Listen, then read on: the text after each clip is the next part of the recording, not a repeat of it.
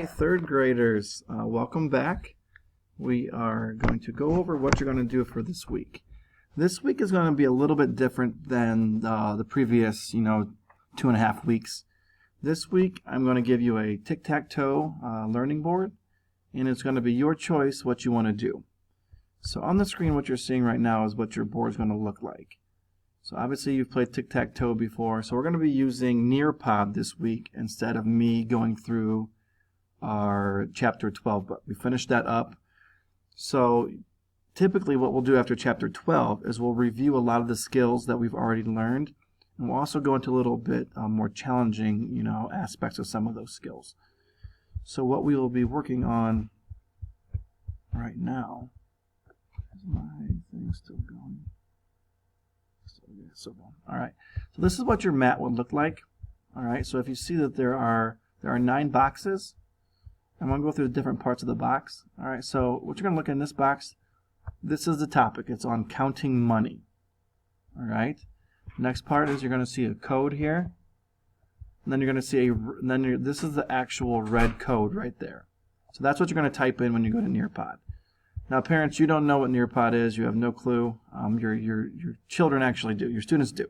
We've used Nearpod throughout the year, so they're familiar with it. I'm still going to walk you through it so that you can see what it looks like. So maybe the kids need a little bit of a refresher, things of that nature. So I will walk them through. So there'll be 9 choices for the week. Now, this week you only have to do 3 choices. There are 9 possible things, so you only have to do 3. Now, if you're someone who loves math and you want to do more, you are welcome to do more. But you only have to choose 3, and it's your choice. All right, so you want to make a tic-tac-toe, with one of these, with one of the ways. All right, so let's go and walk you through what it will look like to kind of refresh some of your memories. So at the very top, here's all the information you need. It says directions. Go to www.nearpod.com. Journal here. And that's actually linked onto the PDF, so if you click on it, it'll take you there. I'm not sure if my thing's following this. Right. So right here is what you're going to see. And right here where it says students, don't pay no attention to that. Students, all you got to do is type in that red code. All right, so if you look back on the page before, everyone had a code. One of them was KNOET.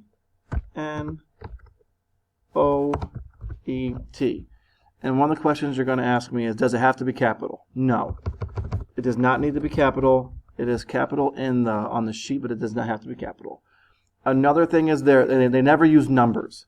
So if it looks like a 1, it's an I. I know we have one code that has an I in it. All right, it's not a 1. They never use numbers in their code. So KNOET, you click that green. And it's going to then take you to the Nearpod launch site. So here's where you're actually going to get into the lesson. Now my name pops up because Google remembers me. You can just type in your name. All right. So Captain America here is going to guide you through. Once Captain America gets in, he's going to join the session. And then it's actually going to begin. All right. So this Nearpod lesson, if you look here, it says Nearpod has actually teamed with LearnZillion. LearnZillion is a really good online learning community. It's consistent of a bunch of Georgia, they call them super teachers. They hire them and they teach online lessons. So it'll actually be like a 4 to 5 minute lesson within each one of our Nearpod lessons. As you're going to guide you through, it'll tell you your objectives. Obviously, you would take much more time and read through all of those. And it usually begins the lesson right here. You're going to have a 4-minute lesson on, I don't know what the topic was. I don't remember it. How do you know if 3 times 8 has an even or odd product? In this lesson, you will learn to find multiplication patterns by using a multiplication chart. All right, so obviously I'm not going to make you listen to the 4 minutes, but this super teacher is going to guide you through how to find patterns on a multiplication chart. All right, and after you listen to the video, you can always go back as much as you need. Open-ended questions. Now the students know how to do this. So the question's up here in the corner. How do you know if 3 times 8 has an even or odd product? If you need to look at it, you click on that and that becomes large. Once I exit out, it turns small again. This is always an option. Someone's like, well, that's really small. How can I possibly see that all the time? It's so small. And you just click on it and it gets big. All right. and you can go back and forth. So obviously then you would type in your answer. All right. I spent my time fighting bad guys, so I am not sure what the product is. Right. Obviously you would give a much better answer than Captain America. He obviously has not spent enough time in a classroom. He's not even trying. So obviously you would give a much better effort than that. Then you would obviously click submit, and then more of the lesson goes. Now the cool thing about that, once you submit it, I'm actually able to see that on my teacher screen. So I'm able to go log into my teacher dashboard, and I'm actually able to see how the students are doing. So that's one really cool thing. So it's going to guide you through the core lesson. It's going to talk to you, show you some slides about how to pay attention to the factors of that nature. You're going to guide yourself through, look at through some of these. Look, I'm gonna speed you through here.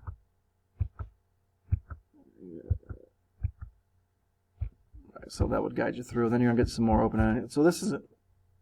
So use the multiplication chart to show multiples of 7 in a column in a row. Once again, using those tools, just typing it in the answer. Captain America is not going to. Okay, so I have to answer something. 1, 1, 1. Okay. Submit that. All right, and here's actually some of the other tools. All right, it says use a multiplication chart to record factor pairs that model the commutative property. Use different colors for each pair. All right.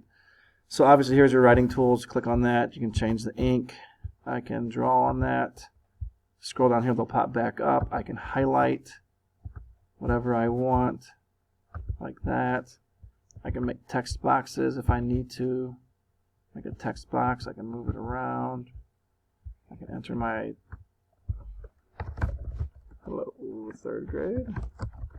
Things of that nature. Please, the students will try to get carried away and write me messages and stuff like that. Guys and girls, just stick to the lesson the best you can.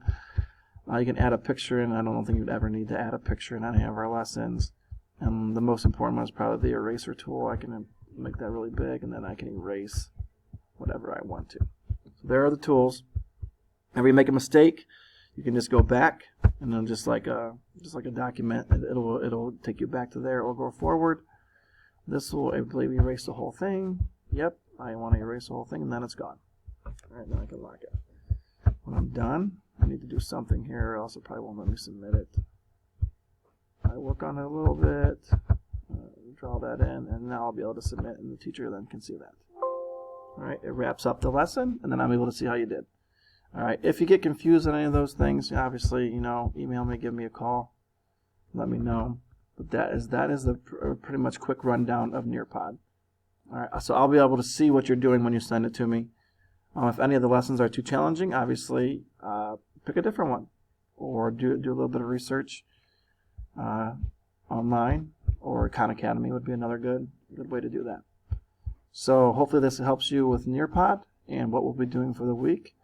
I miss you guys. Stay safe, and hopefully I will see you guys soon.